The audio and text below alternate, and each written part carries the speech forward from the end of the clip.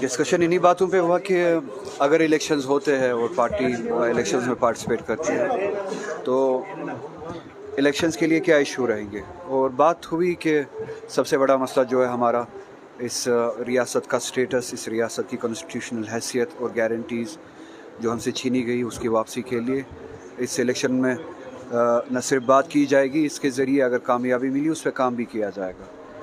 और इसके अलावा हमने लोगों से भी इंटरेक्शन करना शुरू किया है, पार्टी में भी कोलीग से इंटरेक्शन करना शुरू किया है कि अगर इलेक्शंस होते और अगर यहाँ पे हुकूमत बनती है कौन से ऐसे इश्यूज़ है, डेली इश्यूज़ है जिनको एड्रेस करने की ज़रूरत है इस मैनिफेस्टो में, और फिर मैनिफेस्टो में एड्रेस करके गवर्नमेंट के ज़रिए उनको इम्प्लीमेंट किया जाए। उसमें 370 के अलावा जो स्टेटस के अलावा है, हमारे लैंड राइट्स की बात हुई,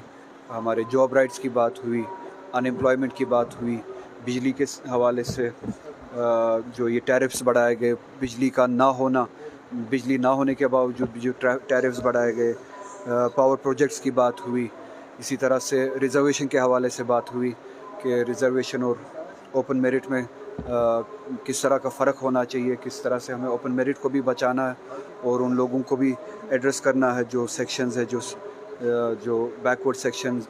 है। इसी तरह से टूरिज़म के हवाले से बात हुई, एम्प्लॉयमेंट के साथ साथ एजुकेशन सेक्टर पे बात हुई, हेल्थ केयर के हवाले से बात हुई,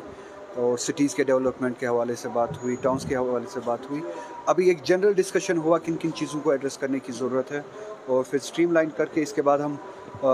चैनल्स खोलेंगे लोगों के साथ, मुख्तलिफ शेड्स ऑफ ओपिनियन जो है सोसाइटी में उनके साथ इंटरेक्ट करें, फ़िज़िकली इंटरेक्ट करें, उनसे हम राय मशवरा लें, और अगले 30 दिनों के अंदर या 40 दिनों के अंदर हम एक कम्प्रहेंसिव मैनिफेस्टो सामने लाएंगे और उस मैनिफेस्टो को फिर इम्प्लीमेंट करने की कोशिश करेंगे। इलेक्शन के दौरान भी बात की है, पार्लियामेंट इलेक्शन के दौरान भी बात की है, और इस मैनिफेस्टो में भी न सिर्फ ज़िक्र होगा, आप ये यकीन कीजिए कि